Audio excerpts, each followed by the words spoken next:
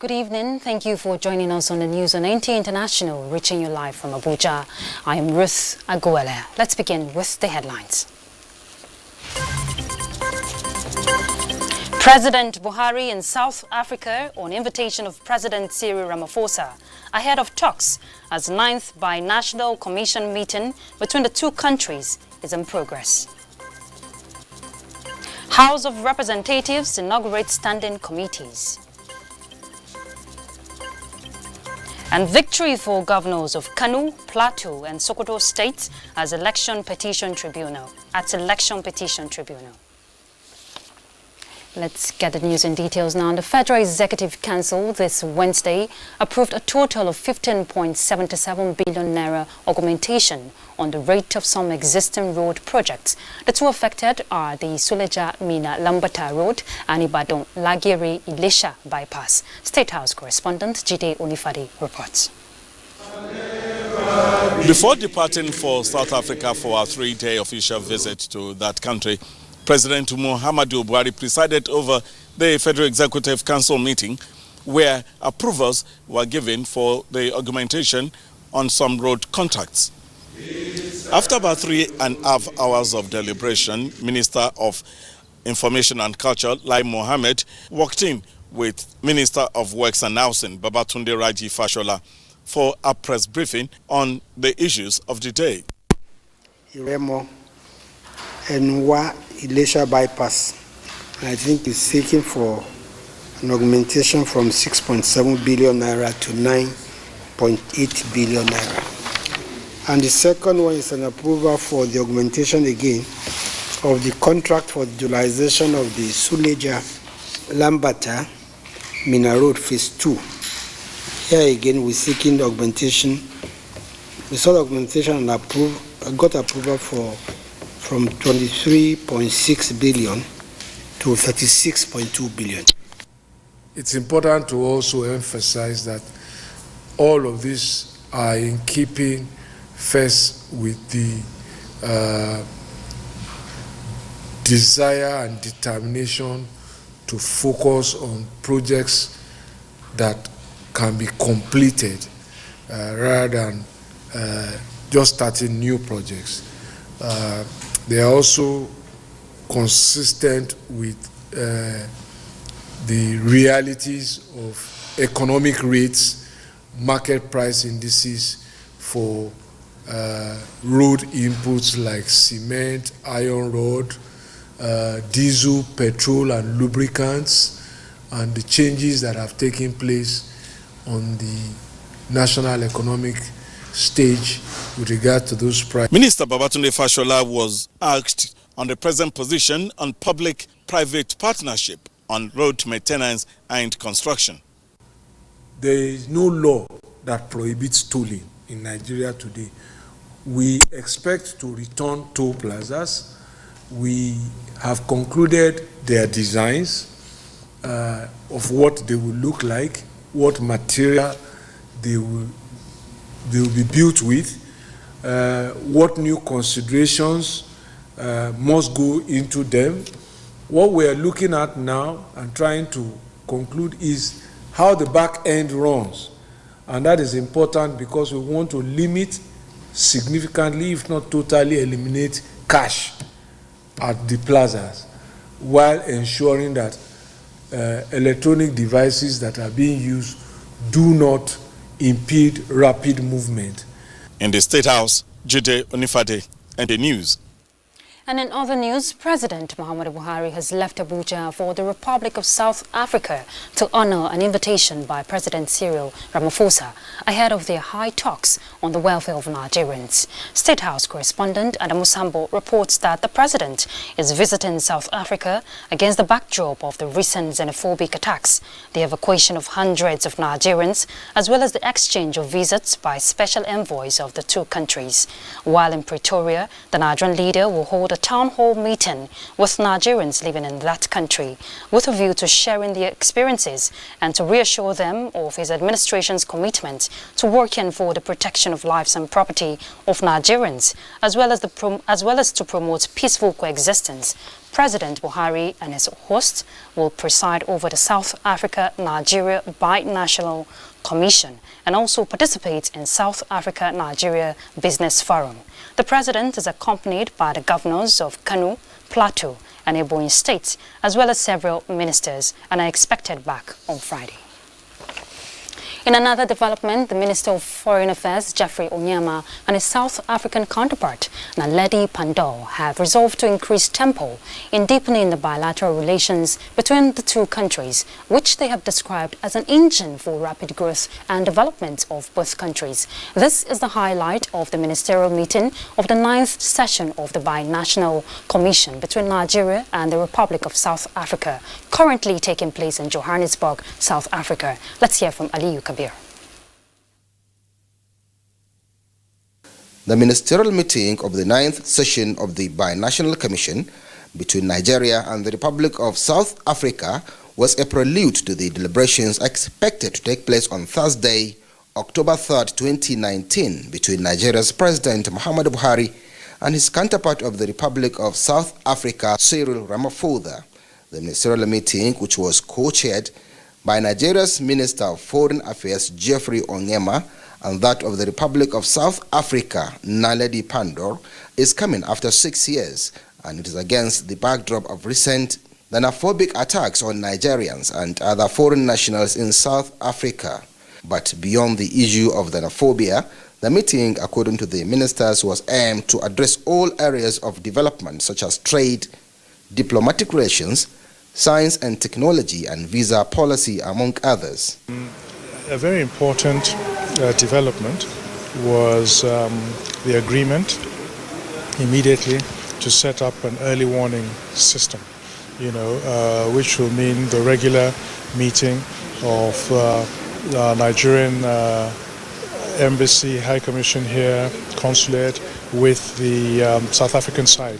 So regularly, and sharing information, and also with the Nigerian Union of South Africa.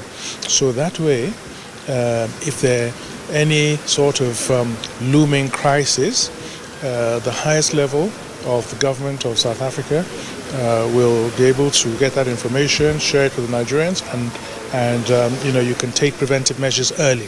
So that's a very important agreement. And then also in other areas, immigration, visas for officials, defense cooperation. I wish, Honourable Minister, at the outset to thank you for the assistance you gave to us during the recent outbreak of violence against some foreign nationals in our country and many of our own citizens. We have expressed regret at these terrible events on several occasions. Some of the participants shared their experiences. At the end of the day, we have been able to understand ourselves in a very much better diplomatic position, and we have been able to show the world that as two big brothers in Africa, we are in a position to resolve our own issues without getting to get anybody to do that for us. Both sides have acknowledged the trouble of xenophobic and promised to make amends. It will be reflected in the communique that will come out tomorrow from the head of states. But more importantly, we've looked at critical areas of doing business in Nigeria. Trying to see how can we improve on our trade relations. Strategies have been looked at on how these two countries can further come together with those objectives, not just for the two countries, but for the betterment and development of Africa and its people in general. This is the first time the meeting of the Binational Commission is elevated to the level of heads of state, with optimism of promoting unity and development for the mutual benefit of the two countries.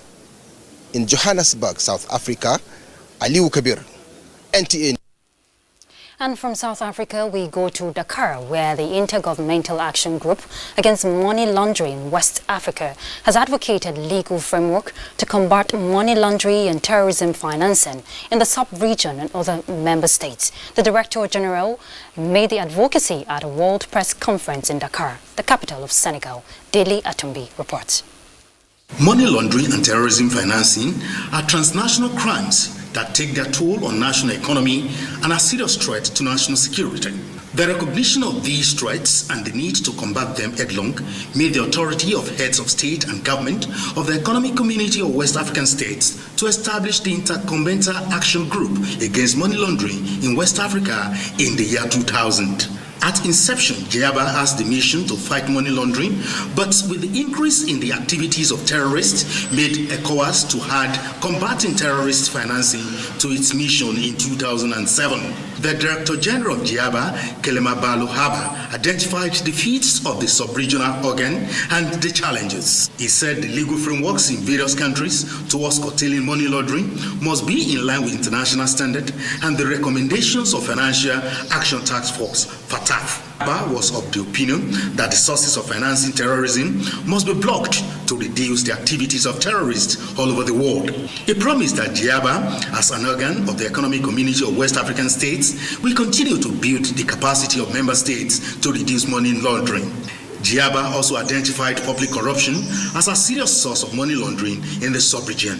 GIABA, which has 2 countries in addition to the 15 member states of ECOWAS, also has dual status of being sub-regional organ and the Financial Action Task Force without an enforcement power. From Dakar, Dele Atumbi, NTA News. And still on the foreign scene, Malian troops came under attack by militants along Burkina Faso border area. An Israeli Prime Minister faces final findings in corruption allegations. Details of this and more with Ado Adamu also. Hello and thank you for joining us on this segment of the news. At least 25 Malian soldiers are dead and 60 more are missing after militants attacked 2 army outposts, the government said. Camps in the towns of Bokassi and Mondoro near the border with Burkina Faso came under attack on Monday. Government troops killed 15 of the militants and have since recaptured the area, but lost a lot of equipment. Malian forces have now launched a joint operation with Burkina Faso and French forces in the region. Moving on, a priceless 18th century Ethiopian crown is said to be returned from the Netherlands years after a former refugee found it in a suitcase that had been left behind by a visitor.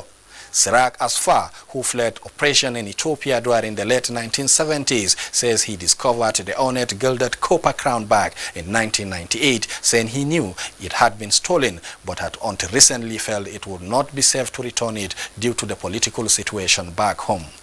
The former refugee, who now works as a management consultant for the Dutch government, said it felt good to be giving back part of Ethiopia's cultural heritage. And Israeli Prime Minister Benjamin Netanyahu is facing a series of financial hearings before a decision is made on whether to charge him with corruption. Mr. Netanyahu is alleged to have accepted gifts from wealthy businessmen and dispensed favors to try to get more positive press coverage. The Attorney General is expected to reach a final decision by the end of December. And that is it from here. Thank you for your time. I am Ado Ademwalso.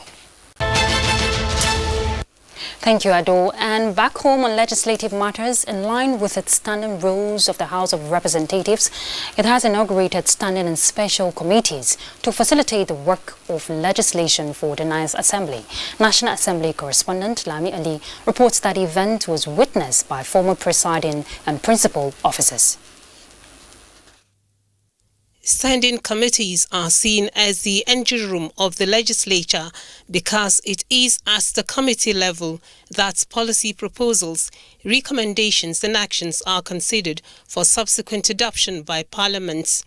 The Speaker, House of Representatives Femi Gbajabiamila, while inaugurating the committees, further stressed their essence to the polity and therefore urged stakeholders to extend required cooperation. In furtherance of our shared objectives of national development, peace, progress, and prosperity for all. This is a time that calls for determined efforts to achieve substantive reform and ensure that our country can overcome its challenges and take advantage of the opportunities that abound for economic advancement and social development.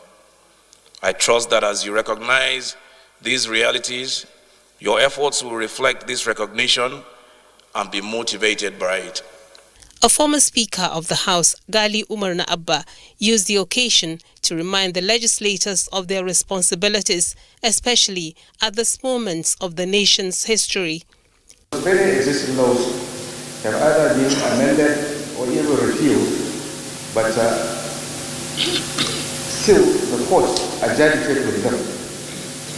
And it is your responsibility to look at these aspects, our laws, and with a view to doing this sort of work.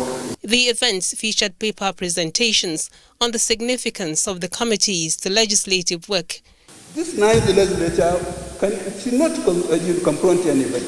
You can get what you want through diplomacy. You can get it through give and take. You can get it through mutuality of understanding and exchange of ideas. There is no need for confrontation. Critical to the life of a parliament are the documentation, preservation, and dissemination of committee reports. Preservation of these reports is the institutional memory of the parliament. The committees inaugurated, 109 in number, include 4 special committees. Each committee consists of either 40 or 30 members and is vested with the responsibility of oversighting ministries, departments and agencies of government for checks and balances. From the National Assembly, Lami Ali, NTA News. Time now for a break, so do stay with us. We'll be back. Hey, you! And are you how they talk to? I sabi you now. It's in day your mind, Abi. The person with them go help us. Baba Toros and Shangalo. Oga Legova, Mr. Sabi. And you know if you carry last for this one. A spear into the top corner.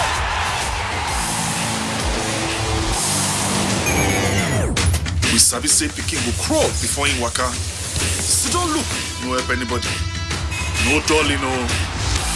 So go for it. Go for football. Go for all Serie A and La Liga matches live. Go for GoTV Max. Thanks for staying tuned. Nigerians, wherever they reside, are contributing positively towards the development of the society, and the Nigerian government says it will continue to give necessary support whenever it is needed. Vice President Professor Yemi Osinbajo stated this at the 2019 Independence Day Gala Night held at the State House Conference Center. State House correspondent Jide Olifade with reports. The night climaxed a week-long activities marking Nigeria's 59th Independence Day anniversary. In the views of Vice President Yemi Osinbajo, the nation may not be like the advanced countries yet, but the nation is certainly on the right track and will soon arrive at the desired destination. Today is a day that we celebrate our nation and its great people. We celebrate the sterling labors of our heroes past, the sacrifices of so many that have enabled us to be this great nation that we are. We recognize that we are here because so many paid the price, and that we are going forward because many are still making the sacrifice. But this evening, I also want to share with you something lighter, but as important. One of the unique attributes of the Nigerian person. I've described it as the Nigerian swag. That uniquely confident way that makes us stand out everywhere and in everything that we do. Benedict Orama speaks on a topic that challenged the assumptions and opportunities around Nigeria's economic growth and sustainable development. The optimal industrialization strategy for Nigeria should be one that emphasizes labor-intensive industrialization. As we have set the platform and trajectories for the next level movement that will transform the lives of all Nigerians, we are determined to build on the foundation of change already laid in the last 4 years. As we continue to fight against corruption, insecurity, and return our economy on the path of sustainable growth.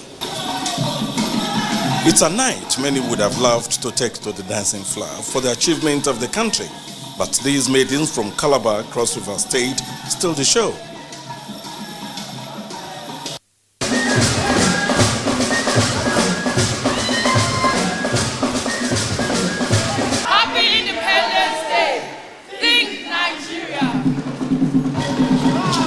From the State House Conference Center, Jude Onifade, NT News. And still on Nigeria's 59th anniversary, the prosperity of any nation is not solely determined by its natural resources, but also by human resources. This is because the ability of nations to rise and consolidate the gains of globalization lies on its effective management of its human resources. As Nigeria celebrates 59 years of independence, correspondent Olayinka Ojo in this special report takes a look at situated Nigerian youth for national development. It is often said that no nation will experience development when the majority of the population, which constitutes the largest percentage of the population, are idle and ineffective. In Nigeria, the youths need to be more focused, creative and disciplined if they are to become real agents of change in the country. Shun nepotism, shun corruption. I think those who compiled the Nigerian anthem and the Nigerian pledge, did you think they are joking? They said, let the suffering of our fathers, let it not go in vain. So you, wherever you are, don't let it go in vain. Irrespective of our ethnicity, irrespective of where we come from or what we do, we should have unity in mind. Let us speak one Nigeria. And with the growing recognition of the need to strengthen policies and investment involving young people, economic experts say the agriculture and ICT sectors are some areas the youth can truly make enormous impact in the country. At the level of the digital skills, which I've become an advocate, that beyond the paper certificates that we have now, the youth need to have a level of digital skills and literacy, which is a add-on. There's no quick, easy way in life. You know, everything is through hard work, dedication, and focus. And so if you're just looking to get rich quick, it doesn't happen like that unless you win the lottery. According to the leadership of one of the highest youth schemes in the country, knowledge and skills have become the global currency, and Nigeria's current demographic structure can be future assets by 2030, as Nigerian youths, not oil, are the future of Nigeria in the 21st century. The core member says that Nigeria has our own project, and it's our belief that the NYS will continue to contribute to the socio-economic development of Nigeria. As the nation celebrates its 59th independence anniversary, it is evident that youths are the leading lights of the nation and the hope for tomorrow.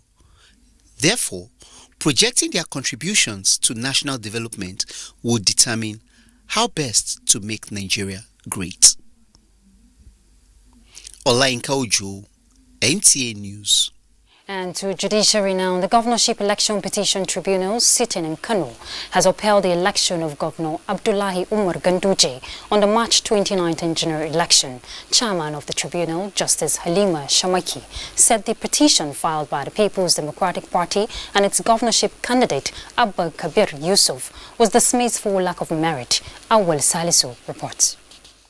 The People's Democratic Party (PDP) has challenged the victory of Governor Abdullahi Umar Ganduje in the election, saying its candidate Abba Kabir Yusuf is the winner of the March 2019 polls.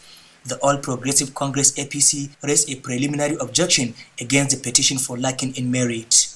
After cross-examination of the witnesses, the tribunal headed by Justice Halima Shamaki said the petitioners did not present any concrete evidence that warrant the nullification of the election results. She said all the evidences presented were not proven and are lacking in merit. Justice Shamaki, after dismissing the case, thanked the parties for their cooperation and support to the tribunal for doing justice to all matters before it. Apart from other technical points on jurisdiction, that even the drafting of the petition was wrong, not in accordance with the law. The tribunal held that decision by INEC was in accordance with the Constitution of the Federal Republic of Nigeria. We will collect a copy of the judgment, study it, and advise the clients accordingly. The petitioners, however, have the right to appeal the judgment. In Kano, Awal Salisu, NTA News. And meanwhile, Governor Abdullahi Umar Ganduje of Kano State has formally reacted to the affirmation of his election by Kano State Governorship Election Petition Tribunal, describing it as a high morale booster for diligent service to the people of the state. Speaking to correspondent Adam Musambo shortly before his departure to South Africa on the entourage of President Buhari, the governor said the verdict attests to the ordination of his divine mandate. We have started gigantic programs including the free and compulsory primary and secondary education in Kano, and also we have started the integration of Almajiri system, and also we have started, giving quality education to our children. So I think that program is very, very important. That is one. Two, because of the problem of herdsmen and farmers, we have introduce a program of resettlement of the Fulani, which we have started work on that, and we are going to improve the quality of life, and the socio-cultural nature of the herdsmen will be changed to socio-economic, and we are working on that, especially with the introduction of artificial insemination. So we are taking the state forward. Other important issues in agriculture, we are doing very well, and there are so many rice mills now in Kano because the production of rice has gone very, very high. So we want to join hands to all opposition so that we take Kano to the next level. And in the meantime, President Muhammadu Buhari has congratulated Governors Abdullahi Umar Ganduje of Kano and Simon Lalong of Plateau States on the affirmation of their victories at the state's governorship election petition tribunal. The president described the verdict of the tribunal as a victory for democracy, while commending the people of Kano and Plateau States for maintaining peace. The president therefore urged the governors to unite the people of the states and ensure good governance and accountability. President Buhari assured them that the federal government will continue to work with states to boost economic growth and security of lives and property. And that concludes the news at 7 on NTA International. Thanks for your time. Do have a pleasant evening. I'm Ruth Aguilera.